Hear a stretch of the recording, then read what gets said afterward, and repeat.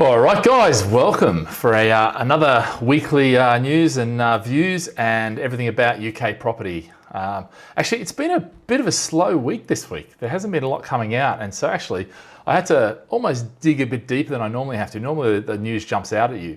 But anyway, we've got some good stuff because actually the main thing, and I guess the thing that excited me the most was actually this great reset, you know.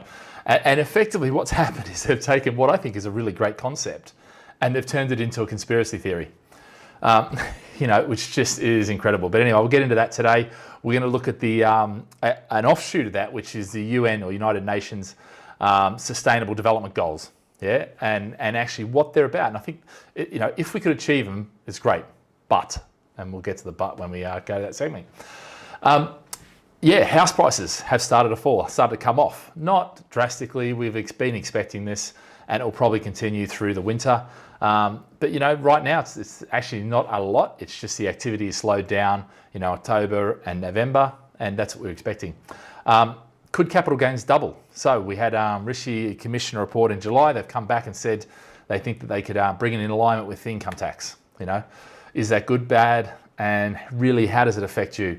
Hong Kong investors, you know, interestingly, a lot of activity there, a lot of activity. You know, they're seeing it as a safe haven. You know, I've been saying this for a while. You know, they got us to a large degree, certainly London and possibly Manchester and a little bit of Birmingham, out of the crap last recession. Will that happen this recession? You know, we'll see. And arguably, actually, we'll talk next week. We're going to talk about the recession, which technically looks like we're out of it.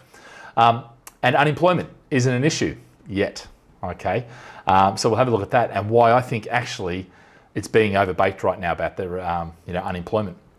And evictions back on, sort of. All right, so that's what we've got for you to install, and we'll get straight into it. So, but actually, before we get started today, what I wanted to do was just yeah, if you can, just, you know, smash the like button, and, you know, by all means comment. We've got the comments going. We're going across Facebook and YouTube and the various outlets. Any questions you've got about anything going on in the market, I'm happy to answer. You know, feel free to write in there and tell me you're out there. You know, happy to give your name and give you a shout out. You know, so yeah, love that. And look, guys, you know, any questions? It doesn't matter about whether I'm covering it today. It doesn't matter whether it's a previous video or it's somebody else's video. I'm happy to give my opinion on that from a property investor's perspective, because that's really what this is about. I mean, so much of the news that is out there is actually there, you know, pulling column inches, not about helping you be a property investor. And, you know, that is really key and where we need to get to.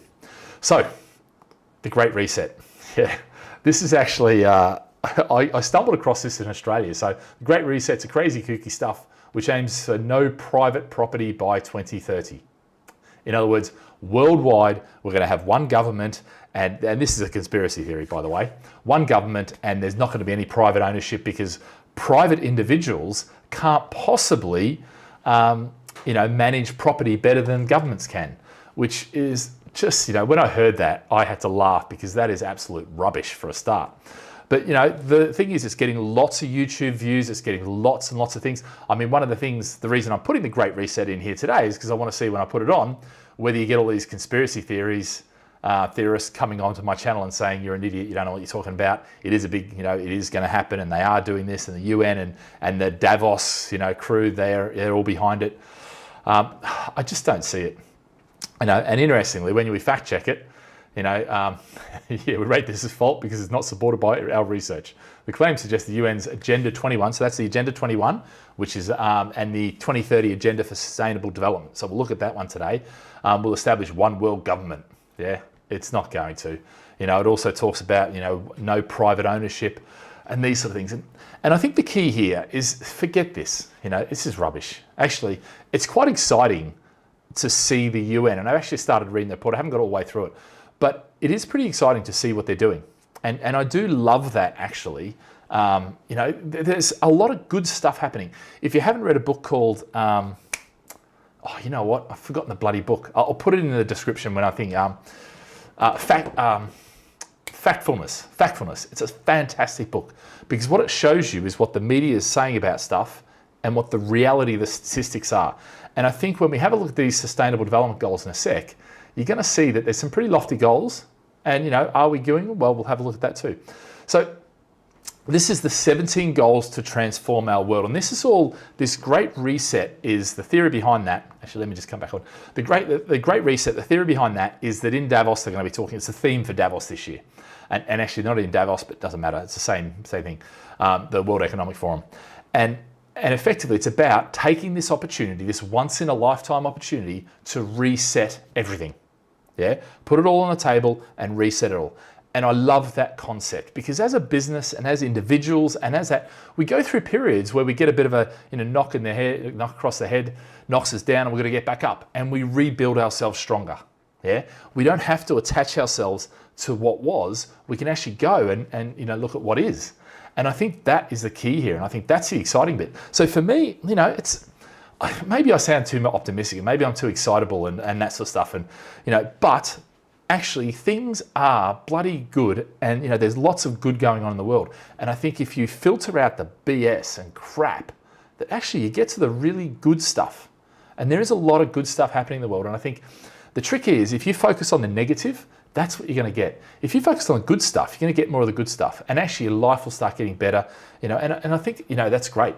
I mean, look, guys, shout out if you're listening. Shout out and tell me if you agree, because I'd love to have a bit of a conversation about that. Because is it just me being ridiculous, or So I think it's one of these things where these sustainable development goals, no poverty, zero hunger, you've got good health and well-being, quality education, gender equality, clean water and sanitation, affordable and clean energy, decent work and economic growth, industry, innovation and infrastructure, reduced inequalities, sustainable cities and communities, responsible consumption and production, climate action, life below the water, life on land, justice, peace and strong institutions and partnerships for the goals.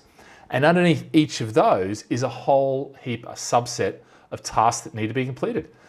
And actually, when you're reading, it's pretty exciting, Now, like anything, when you get politicians involved and governments and that sort of stuff, it's great to produce these documents, but actually achieving them is one of the challenges. So, this is in 2015 they started. The green line is where they got to in 2018, and this is where the orange is where they're expected to get to by 2030, which was the goal. They were supposed to get to 100, and it's looking like they're going to fall 25% short, which is a bit disappointing, but not surprising, because let's face it, we've had the biggest biggest drongo or idiot in the US for the last 4 years. Glad that he's going. I think things will get back to a bit more normal, a bit more globalized, but there's plenty of issues.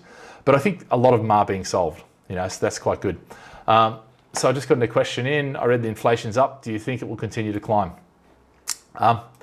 So do I think it will continue to climb? Okay, I don't think so over the winter months. I think if anything, it'll start to pull off a bit. The only thing is obviously heating goes up and a few of those sort of bills, which are also affected, because remember, inflation is a basket of goods, and so if they're using more energy, the demand for energy goes up, the price goes up, so that's a big one. But then we're locked down, so we're not using as much petrol, which is in there as well. So realistically, do we think inflation is going to go up? I think there is different types of inflation. So wages I don't think are going up. I think wages, if anything, will be coming down. We'll see, that might be wrong. I think the production costs and things like that are going to be going up because perhaps there's less staff to do it.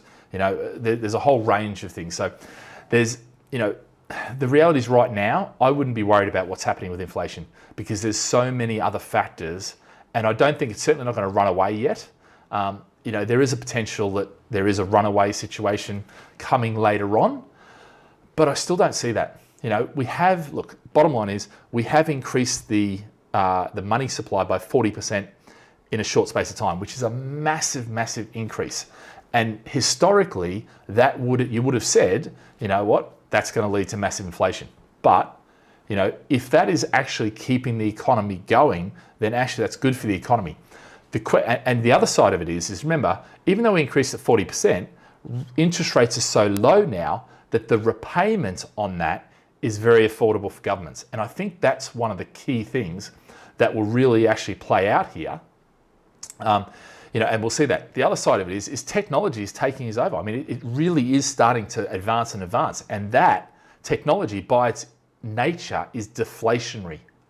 So as we move more to a high-tech IT environment, that causes the deflation on things too, So yeah, do I think it will climb?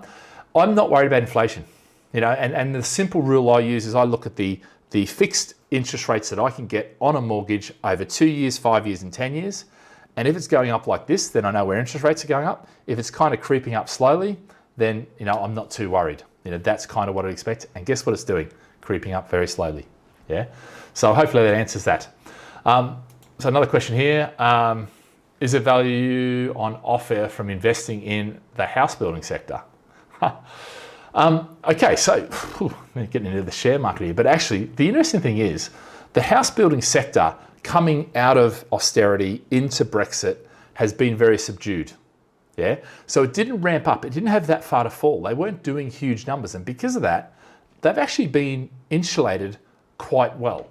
Yeah, and so actually, the house building sector has not hit that hard, and they haven't had to give away massive discounts. There hasn't been mass unemployment yet, so actually from that side, it's not looking too bad. Yeah, which is quite interesting. So hopefully that answers that for you. Yeah. Liam, when was I last in London? Actually, not for a while. March it was. So you're going to say stuff's boarded up, it looks terrible, all that sort of stuff. I assume that's what you're talking about, which is an interesting thing because that is right. London is very slow right now because nobody's going into work. There's a lockdown. So it's going to look worse than I think it is. And in fact, I wrote this in one of the comments today. I answered this exact question. Because a lot of people out there taking videos and saying, look, London has fallen, No, London hasn't fallen. What's happening is people have got used to working away from the office. So yeah, there's going to be a lot of businesses go bust and probably not open back up and things like that, But at the end of the day, hopefully that answers your question anyway, Liam, or the statement. But yeah, I have been watching it. And to be fair, our office is in London, so the guys tell me what's going on, so I'm kind of still there and doing that. Guys, I see there's more questions there. I'm just going to move on. I'll keep moving on. I'll come back to your questions. Don't worry about that. So house prices. Yeah, house prices begun to fall as sellers scramble to beat stamp duty deadline.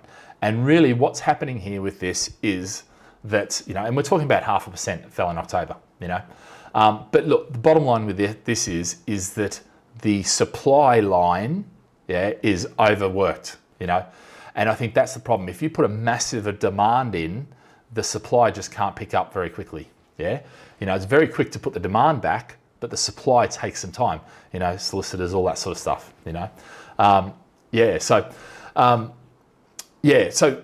House prices. Starting to fall. We expected this. I'm not even worried about it right now. I was expecting it. I'm also predicting. It's interesting because a few people are starting to predict house prices are going to go up next year. I'm still sticking to my -3% next year. I think some areas will do better, some areas will do worse, and it depends on what happens in those areas with the businesses that sustain the employment in those areas as to see how they go. Capital gains tax doubling. So let's talk about that because this is a big one. So, or could be a big one. And I think the reality of that is that, yes, there was a report, capital gains tax doubling, look, right now it's 10 and 28%, depending on your marginal rate of tax. And, so it could go and meet the rate of tax. But look, do I think it's that much of a drama? I don't think it's that much of a drama for most people. Yeah, because if you think about when was the last time that you sold a property? Yeah, when was the last time you sold multiple properties in 1 year? When was the last time you sold even 3 or 4 properties in 1 year? Yeah, so it's not going to affect you that much. It will. Look, at the end of the day, if you're paying 40% tax rather than 28%, yeah, it's an extra 12%. Yeah, and that can have a big effect. But it's not set in stone. Doesn't mean that it's going to happen. Rishi actually said that he won't raise taxes, to recoup that money. And I don't think he needs to. As I said before, they're borrowing at very cheap rates over long periods. The repayments are very small and affordable. So it's not like there's huge interest rates. And actually, if you look at the interest rate predictions, it's not like they're going to go up massively. So yeah. Alan. So Alan's just said, is it really realistic for interest rates to remain as low rates they currently are, and this will not trigger a bigger issue long term? Yeah, good one. So look, I think with this, is it realistic they can? Yeah, they can. I think they definitely can. You know, the trend has been down for a long time, and really there's nothing pushing them up right now. And I don't see, for me personally, I don't see anything on the horizon that's going to see they need to go massively up. Yeah. So there's that aspect. Is it going to create a bigger issue down the long term? That's the $1 million question. You know, for me right now, no. Even though we've got that 40% increase in money supply, I think that was what was required to actually, and it's probably going to go higher than that, by the way. That was required to get us through the coronavirus stage 1 and stage 2. What I think is going to be interesting is to see what happens in the US now. You know, if they go into a lockdown that's 6 weeks or 8 weeks, and what happens there, and the civil unrest and all that sort of stuff. And I mean, it's a hard thing for a government right now, because you've got the people that go comply and are happy to do that, and then you've got the people who go, stuff you, it's my rights not to do that. It's a hard decision, and you know, I mean, I wouldn't like to be in that position. You know, what would you do? You know, do you steadfastly enforce the law? You know, it's a hard one. You know, so it's, you know, for me, is there a bigger picture issue? Not right now. I'm not worried about it. It could be, you know, I could be totally wrong, but I don't think so. I'm more optimistic than pessimistic right now. And the question is, I've seen enough, say for instance at auctions where prices are going cheap, that actually prices, I think, will, you know, they'll come down a little bit, but nothing drastic. And that's normal for winter, pretty much. You know, so yeah, we'll see how that all goes. I'll just take one more now. As someone looking to get into property investment, how do you know if I'm being too emotional about my decisions? Look, if it's your first one, you are going to be emotional. Yeah. The biggest thing you can do is just spend more time making sure you know the area, making sure you understand what's going on in the area, making sure you do the cash flow right, making sure you get all those ducks in a row. Do your research, go and visit the area, go and do a walk round. Yeah. Look at the plans for the future and all that sort of stuff. You know, I think that's key. And when you do that, you know, look, that'll help the emotions, but at the end of the day, there's a decision to be made, and you are going to be, you know, shit scared of making that first decision, of taking that first leap, but you have to do it. Yeah, you have to do it. Once you do the first one, actually everything gets easier from there. Yeah, but most people, they sit there and they procrastinate, and that's not what you want. Yeah. So good, well, guys, we've got the questions coming along, which is great. So look, let me, I'll do the next one, which is Hong Kong home buyers seeking haven in the UK. You know, look beyond London. Now, looking beyond London, yeah, they are. They're looking into Liverpool, they're looking in Manchester, they're looking into Birmingham. You know, interesting, if we have a look at the exhibitions in Hong Kong in 2009, that's the black ones, you'll see Australia, you know, stayed about the same, Canada stayed about the same, Japan a little bit less, UK, massive. Yeah, massive increase. And we've seen that with the amount of, you know, our Hong Kong investors that are back buying again, you know. So that's a good thing, because it's assisting the market, it's supporting the market. I don't think it's enough to drive prices up massively. And certainly we haven't seen that. You know, we haven't seen in London prices jumping up, or in Manchester, or anywhere really. You know, I mean, if you think about it, you know, people are talking about this mini boom, but we're only talking about 5 to 7%, depending on who you believe, for the whole year, which actually is not a mini boom at all. It's a good year. It's beating inflation. It's doing all that, which is great, you know, news. So yeah, so I think, you know, it's good to see that, and I think we're seeing Singapore investors, Hong Kong investors, Malaysia investors. The Middle East is really, for us, has dropped off. You know, there's a lot of, if anyone, it's our clients who are coming back from there. So we're going to see what happens in the Middle East with their problems. But I know their house prices, geez, wow, they've been hit pretty hard. So Liam just said, no, just wondered. I know you're in Singapore, hard to travel, so your business is hard to do with a pandemic on. Look, the funny thing is, with my business, I've been over here for 8 years, so I'm used to this. And yes, I used to travel, and I love getting back to the UK. You know, we've got a home there. It's, you know, it's great. But the reality is that actually the business still does well. Yeah, it is harder because I've got to be up later. You know, so you know, I do the webinar series. It starts at 1 a.m. you know, and finishes about 2:30, and I get to bed about 3:30. You know, so that's the hard bit, if you like.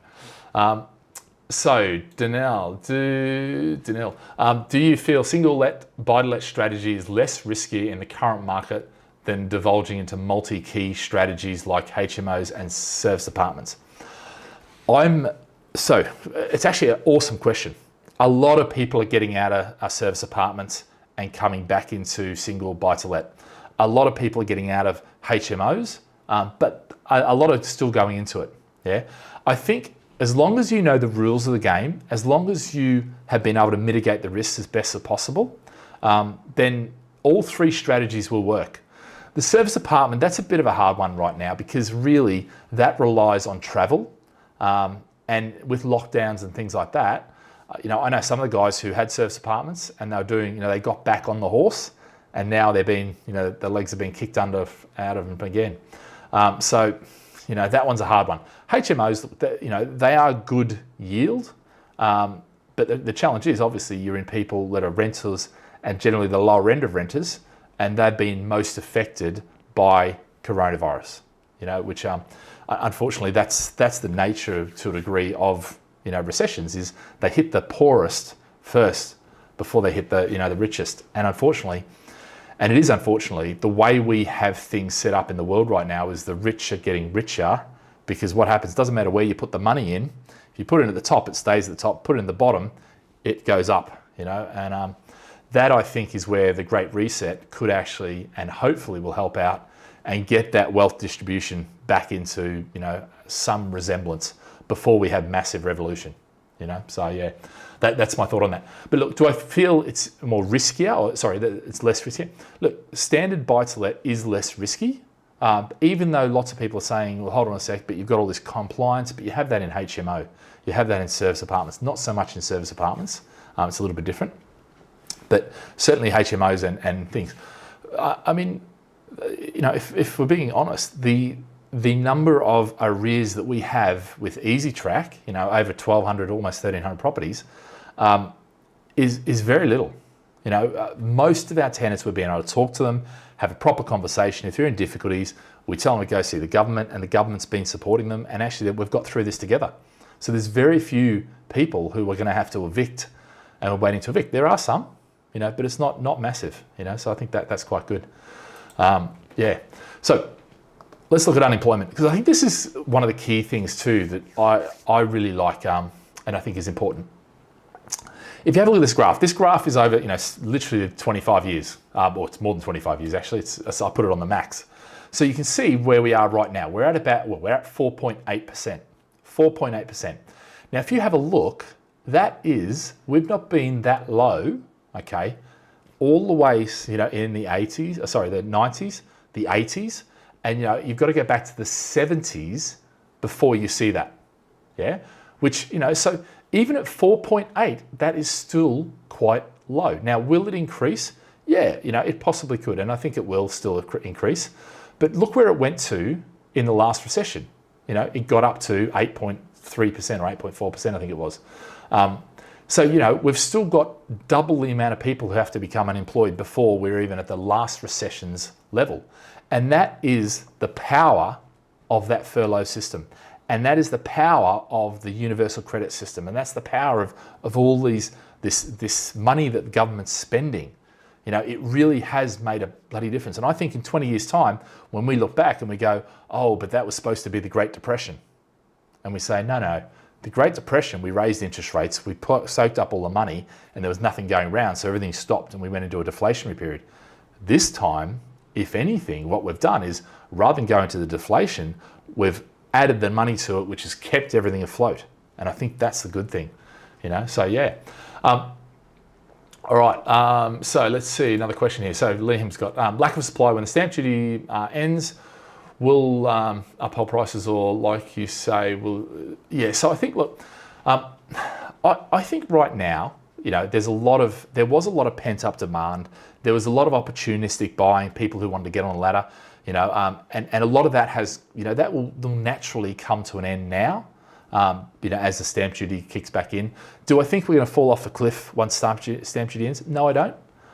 I mean, very few I've spoken to have bought because of the stamp duty. They were buying anyway. They were, pushing and pushing and pushing. And what happened was they decided that, you know what, I'm sick of living in my little flat. I want to go buy my house. I want to go to the next stage in my life. And that's been a big motivator. So I think prices will uphold. And I think actually, certainly in London, we're seeing London is already starting to, tick back and kick back. And it feels like now London, like it did when we started going, into the east and south, southeast of London, and doing the the regeneration sites there and investing there, it feels the same now as that we're going into the west and the north. Yeah.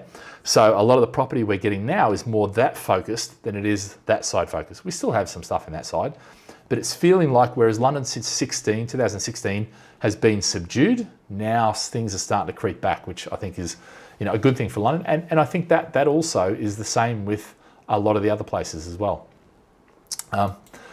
So Tim writes, would you recommend fixing a mortgage for 5-10 years or remaining floating, take the risk of decline? I think you can monitor it.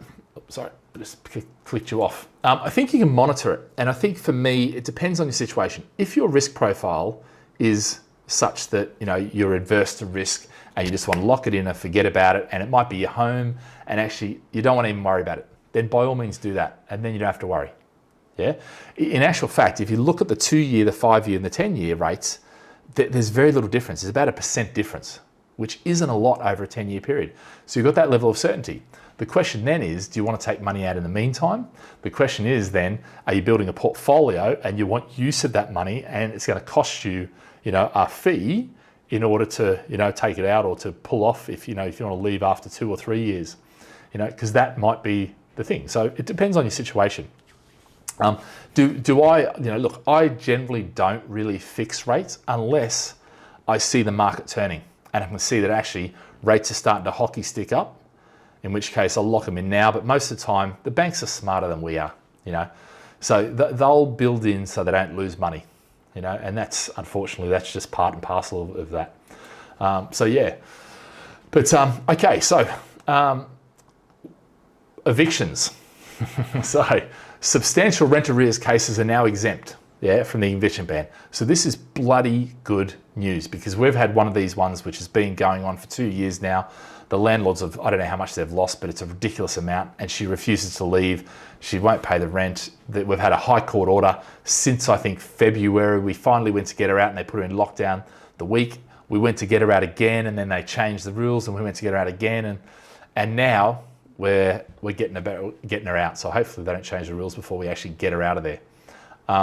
It's the worst ever case I've seen. In fact, I was speaking with Paul Champolino from Landlord Action last night about maybe putting it on his show. So we'll see. But she'll be out by then, unfortunately, so by the next series. But, the interesting thing is with this, it is good news because it is, it's almost, how would I say? It's fucked, excuse the French.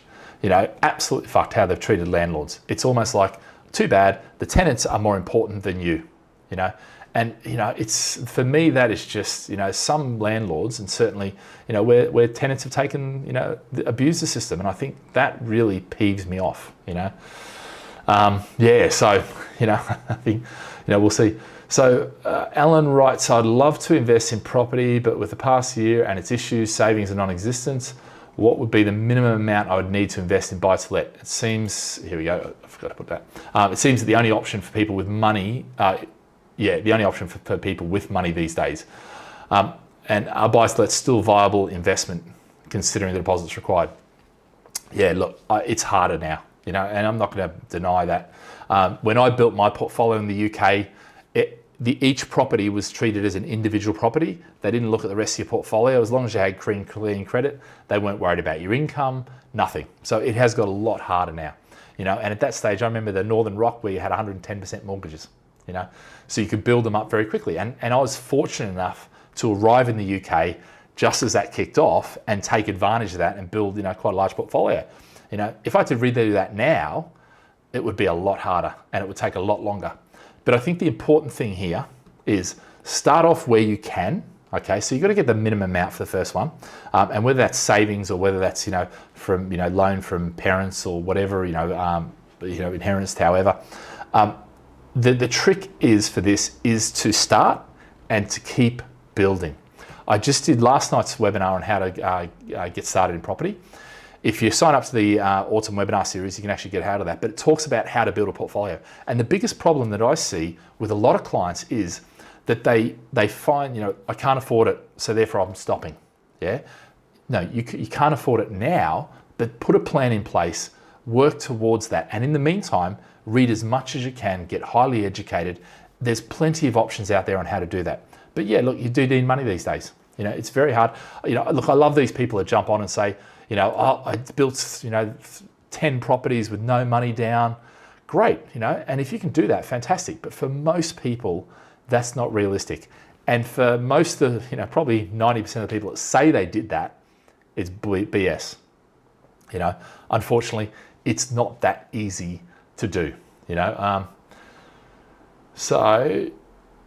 else have we got here? Do you think the bull run of the property market will continue into 2021 and the end of stamp duty holiday? Do I think it will continue? Look, I think it's going to slow down over winter, but I think things will pick up next year. I don't think the unemployment rate, because I wasn't sure before when they had the JSS, they went from furlough to JSS, yeah? But then they cut the JSF and extended the furlough. Now they've done that, I actually think a lot of the jobs are going to be saved. The ones that are going to go and that have to go will be the ones that need to go. Yeah, in industries that have been disrupted, in areas that just haven't got the fundamentals. In businesses that aren't keeping up with the time. So if you're in a business, if you work for a business that's going to be disrupted, you've got to really think about that. Because you're probably better to jump now and find somewhere else that's already pivoting to the new norm, if you like. Or if you own a business and you haven't, you're putting your head in the sand thinking, oh, this is great because I've got all this furlough money coming in. No, now is the time you need to be sitting there going, right, how do we need to pivot? What are other people doing? What are some of the good ideas? How can I integrate some of this technology, put stuff online and that sort of stuff? You have to do it. Sitting there going, oh no, my business is fine. You know what? Something somewhere is going to come up and it's going to across the head, and you'll lose that business, or you'll lose that job. That is what's going to be happening. I mean, let's face it. If we look, if you look at some of the studies of what AI and what technology is going to do to the employment market, we're talking about 40% of somewhere between 12% and 49%. But most people are saying around about 40% is a sort of upper limit, which is a huge, that's 40% of jobs are going to either be made redundant or change significantly in that period, that's a massive change. And that's starting to happen now. Yeah. This great reset that the, World Economic Forum is talking about, what they're talking about is, looking at the way we do things now, and almost the timetable is sped up, because let's face it, climate change, I don't care what anyone says, the science is pretty robust that we are screwing the planet and we're the reason for it. But, we've got a window for it. And I love Richard Attenborough's latest thing, we were watching it the other day. Wait there, where are we? So what's this one? This is Danil Yan. I have a small 8 with my business partner, yep. Just going through a mortgage app with Paragon Limited Mortgages. Absolutely a nightmare in terms of underwriting. Absolutely. You recommend bridge of finance. So bridging finance, so you're remortgaging to buy more property, I take it. Look, the problem is wherever you go, it's a nightmare. Yeah. I mean, you just can't get away from that now. I remember in the days when we used to say that we wanted to exchange within 30 days or complete within 30 days if it was a thing, and we would do that consistently, bang, bang, bang, bang, bang. And you know what, if we didn't do that, it'd be like, what went wrong? Yeah. Now we can go 3 months, 4 months, even 6 months. We had one last year that took 12 months, and it's not for want of trying, Unfortunately, that is the mortgage market review, and that's what's happened when government, sticks their nose in and tries to save everyone, when actually all they do is create a massive bureaucratic bundle. Lenders are good at lending. Lenders are good at pricing in risk. Lender, that's their job. I mean, if you're an actuary and you work for a finance company, you are paid bloody well because that's your job to do that, So yeah, do I recommend bridging finance?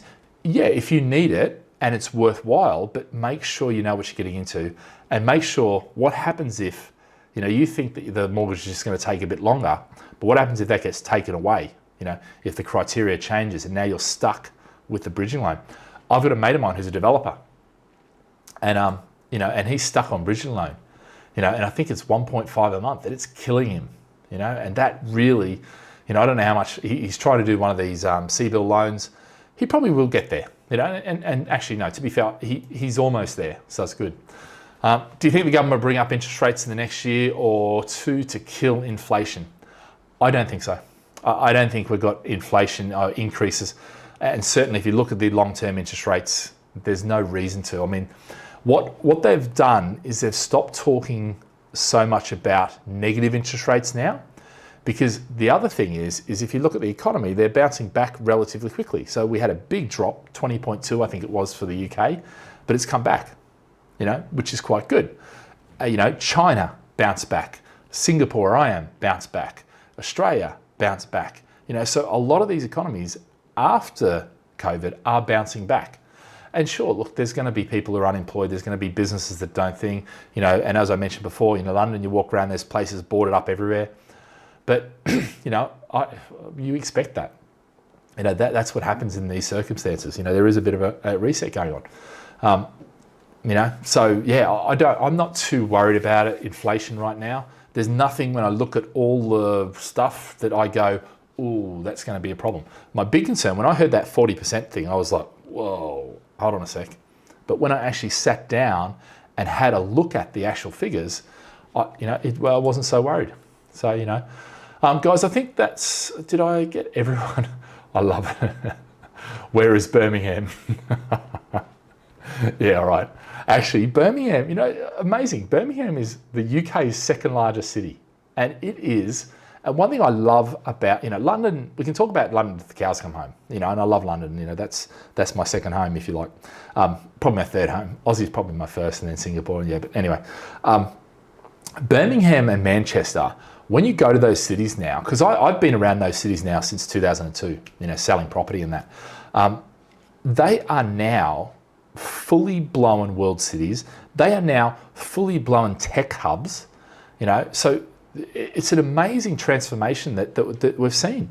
And I think that is going to pay massive dividends. So yeah, but I just saw there's one more there, which is just remain floating fixed on lowest 2-year deals. Yeah, look, I think, not much is going to happen in 2 years in terms of house prices aren't going to jump up dramatically in the next 2 years. So if you can fix it, but then you got to go, well, if not much is happening, do I really need to fix it? Am I on a better rate if I, float it? And I think, to be fair, if you're not sure about that, then give the team a call and actually get them to run a few numbers and just take you through some of the options, because I think that's one of the keys too. It's hard in this forum to say, do this or do that, because actually there's 100 questions that we could ask, that would head you in this direction or that direction, and I think that's where we've got to be careful of, So, but yeah, guys, any other questions there? No, it looks like that's it. So look, the other thing I was going to say was, if you're interested, you can go to well, actually, I should have put the thing. But next week we've got change and disruption, chaos theory in a world of property opportunities. We've been building week by week. Okay, so what we've been looking at is property investment, how to build a portfolio, both now but also into the future that's coming with disruption and change and all this sort of stuff. And so next week is about the market and how you can almost have a bit of a crystal ball. I've been doing this for years, and it's about chaos theory and using that to your advantage and understanding it and realizing that if you can harness that as opposed to be a victim of it, which is what most of us are, we think, well, actually the market is too big for us, so I'll just try and focus on finding the best property and shield myself. No, you can use it. And the great thing is, a lot of this tech and a lot of the changes that are coming, they broadcast themselves, well and truly in advance. AI, we've been talking about AI now for almost 20 years it must be. But the reality is now we're starting to see, the pointy end of it. Yeah. So I think, things are changing. And even if you're only buying one property, you've only got one property, understanding this will allow you to live freer. And what I mean by that is you're not going to be tied down with the news media saying, this is what's happening, stamp duty doubling and, or whatever, these headlines, that just kill you. But look, guys, I haven't seen any other questions, so it was great. Thanks for the questions today. It was great to actually get some really good questions in, and I really appreciate that. And I want to make it much more interactive now. But look, guys, what I would say too is that if you've got any questions, if you want any sort of help in planning out your portfolio and getting a strategy together and knowing what's going on, give the team a call. Just jump on gladfish.com, or you can send an email. If you want me to answer any questions or that, then send an email to webinars@gladfish.com, and I'm happy to answer. What I basically do is I either include it in this segment, or I'll record an individual thing and I'll post it, and then I'll mention your name in it so you can actually get that. But yeah, guys, thank you very much and appreciate your time. And we'll see you next week. Anything else you've got, send through to the webinars or check out the website, gladfish.com. And we'll see you next week. Thank you very much. All right. See you guys. Bye.